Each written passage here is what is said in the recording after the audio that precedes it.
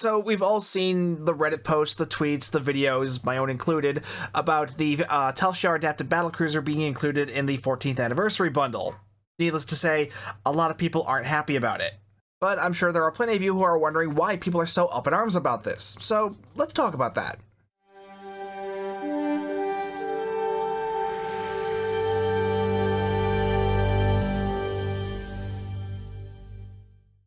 Over the past couple years, the anniversary bundles have included what we call a premium ship. This is a ship that is normally only available in either the lock boxes or the Infinity promo boxes, or technically through the event campaign as well.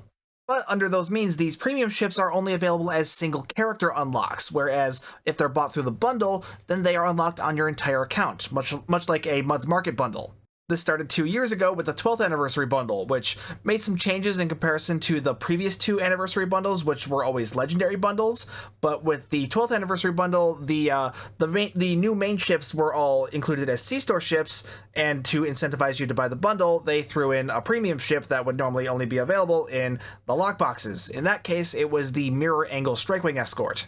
Now, the 12th anniversary bundle was a Mirror Universe themed bundle because that was the big story arc going on at the time. So, of course, the lockbox ship that they included was also a Mirror Universe themed ship. But a lot of people didn't buy the bundle just because it was an interesting Mirror Universe ship. They bought it because of the starship trait that is on the Mirror Angle, that being Superior Area Denial.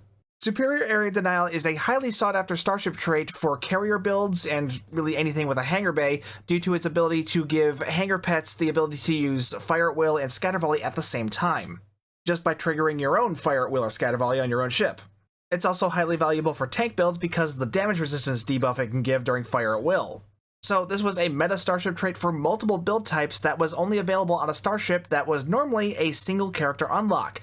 But suddenly its inclusion in the 12th anniversary bundle made it an account unlock if you bought the bundle, which made it a very highly sought after bundle.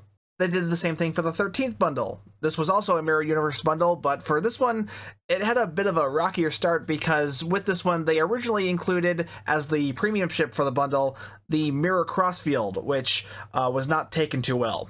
This is largely because everything that is included on the Mirror Crossfield was also available on the Legendary Crossfield, which was available in the 10th anniversary bundle. So if you had already purchased the 10th anniversary bundle, you weren't getting anything extra out of getting the 13th anniversary bundle. This sparked a bit of an uproar in the community, much like we've been seeing recently, and this caused Cryptic to also add a second premium ship to the bundle, and that being the Styx Terran Dreadnought. The reason the Styx was so much more well received than the Mirror Crossfield is because, not just because of the whole thing about the 10th anniversary bundle, but also because that the Styx is widely regarded as the best tank ship in the entire game. You want to build a tank build, the Styx is the best ship to do it on, and previously that was only available as a single character unlock, but now through that bundle, it is available as an entire account unlock. The reason the Styx is perceived as such a good tank is because of its ship stats, and also because of the unique hangar pets that come with it that are capable of using Attack Pattern Beta, which is a very powerful debuff ability that will debuff enemy damage resistance. But those pets are only obtainable and only usable on the Styx. Though personally I would have much rather it be the Mirror Constitution warship, because I would much rather have Terran Goodbye unlocked on my whole account, but I digress. So the outrage subsided because the Styx was added, not because people like the look of the Styx, or because it's a particularly popular ship, but because it fit a very niche type build that is very valuable to the DPS community, so having it unlocked on your whole account was very valuable to them, so a lot of them were very happy about that, so yay! And now fast forward to the announcement of the 14th anniversary bundle, and we're seeing very similar outrage as last year with the inclusion of the Tal Shiar Adapted Destroyer. The 14th anniversary bundle is a bit different in that it has a very different theme from the past two, this one being a Wolf 359 theme.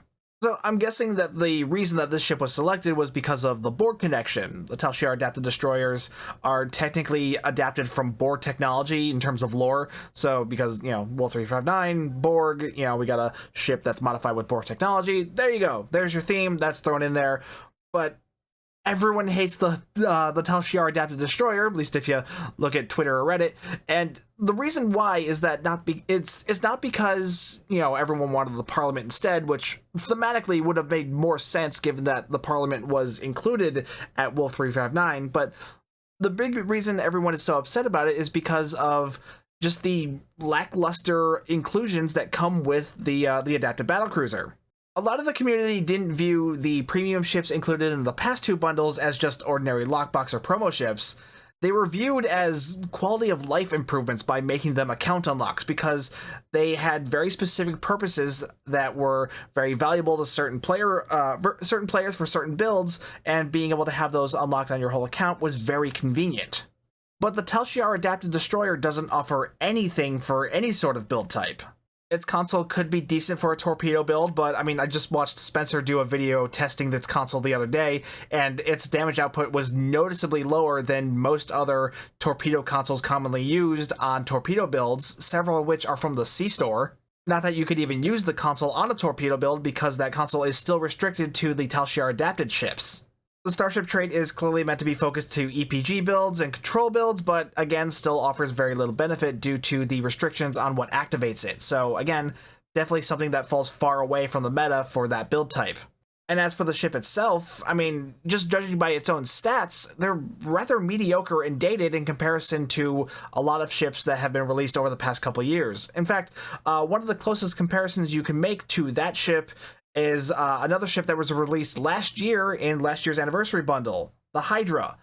They're both rather similar in that they both have intel and pilot spec, but the Hydra is actually a full intel ship and has a 4-2 weapons layout because it's an escort, and it also has a cloak because it's an intel ship, a full intel ship. So why would you want to have the Tal Shiar Adapted Destroyer when you could get the Hydra, which is a better ship, has a similar layout, but everything's better on it, and it's only $30 in the C-Store?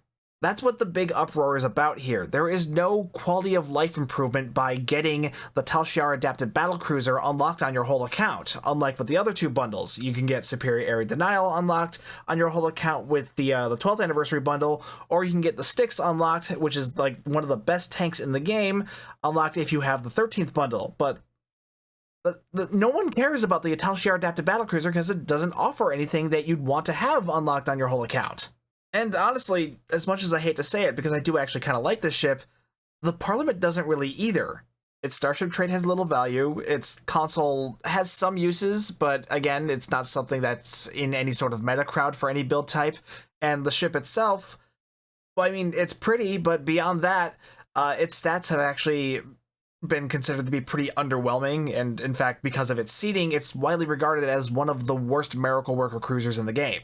This is what happens when you give a ship only a lieutenant level tactical seat.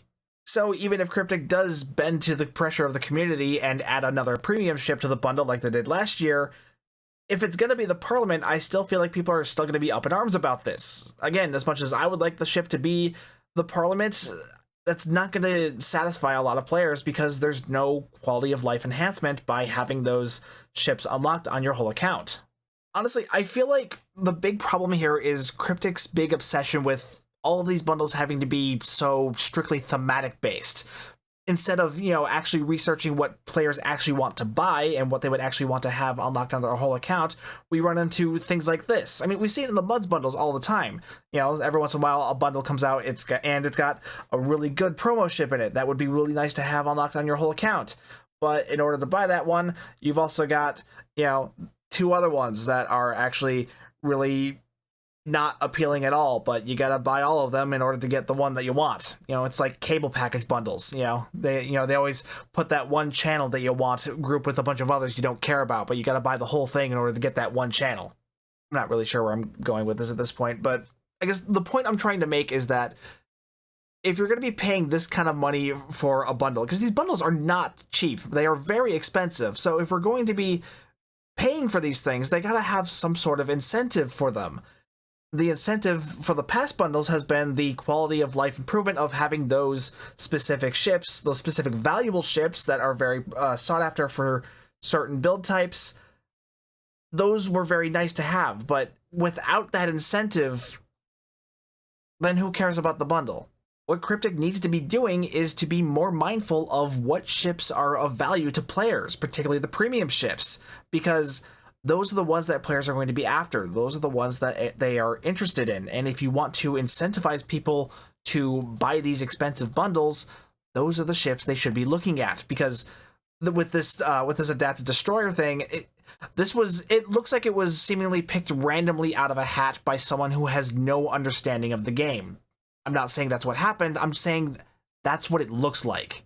Because the adapted destroyer doesn't offer anything that gives any sort of benefit to any particular playstyle. It is not part of any particular part of the meta. It wasn't when it was first released, and it definitely isn't now.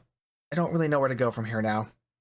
Because, frankly, no matter what I've said in this video, nothing's going to change for tomorrow. The adapted destroyer is still going to be in the bundle, regardless of whether they add a new ship or not. It's still going to be in there because they've already announced it. If they do add a new ship, it's probably going to be the Parliament. And again, we're going to be in the same boat because some people will be happy about it because it's more thematically appropriate than the adapted the adapted destroyer. But at the same time, again, it lacks that whole quality of life improvement thing that I was talking about. So a lot of people are still going to be pretty about it. Like, there are other ships that do fit the theme. Like, they could do the Assimilator, but that's too new. They're not going to add that. There's the World Razor, which is a Galaxy-class variant. There was one also at World 359, but they're even less likely to add that one because, again, it's also really new, and it's also way too popular.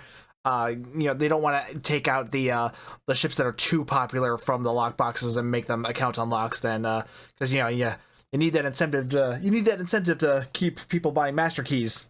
Why do you think the Atlas still isn't available as an account unlock? There's the Liberated Borg Juggernaut, which already has the Borg connection there, so it's thematically appropriate, but that's already available in a Muds Market bundle. So if you put that in the Anniversary bundle, then you risk pissing off everyone who bought that Muds bundle. There's also the Tal Shiar Adapted Destroyer. That one would probably be a little more favorably seen due to the fact that it's got a starship trait that is meta for EPG builds, and it has an interesting bridge officer layout, being one of the very few ships that has a commander-level universal seat. But the battlecruiser is a low-buy store ship, so monetarily speaking, that one actually has quite a bit less value than the lockbox ship. So a lot of players could easily see it as a ripoff. I saw a lot of people suggesting that they take out the adapted destroyer and substitute it with the Freedom class, the TNG ship from World 359 with the signal nacelle, which that doesn't work at all. The premium ships are always older ships. They're ships that have been around for a while. They're not new ships. So replacing this used ship with a new ship, that's not how that works, because someone would actually have to make the ship. These anniversary bundles normally only include 4 new ships, which are released as C-Store ships as well as part of the bundle. But you wanted them to just magically increase that to 5? That doesn't work. That is an unreasonable expectation. Yes, we know the model exists, but, there's no reason to assume that it is set up to be a playable ship. Someone's got to make stats for it. Someone's got to make a console for it, make a starship trait for it, and then make art assets for all of that. It doesn't happen overnight. Plus, if the Freedom were a new ship available, it would have been a C-Store ship, not a lockbox ship. So again, we still run into the complexity of the monetary value not equaling up there. So yeah, unfortunately, I don't really have any proposed solutions for this because, in the end, Cryptic's going to do what they always do. They are going to stick to that strict theme-based bundle, and they're not going to make any compromises on that. So we're probably just going to get something that they feel is thematically appropriate for the bundle, and they're not going to pay much attention to whatever meta choice that the player base has been wanting unlocked on the whole account. So instead of that, I'm just going to throw up my idea that I had on Twitter of taking out the Tal Shiar Adapted Destroyer and just putting in the Parliament and the California, because lower deck Space Barbie, that would get me to buy the bundle. Though, unfortunately, not everyone thinks like me. Actually, that's probably a good thing. It's a mess up here.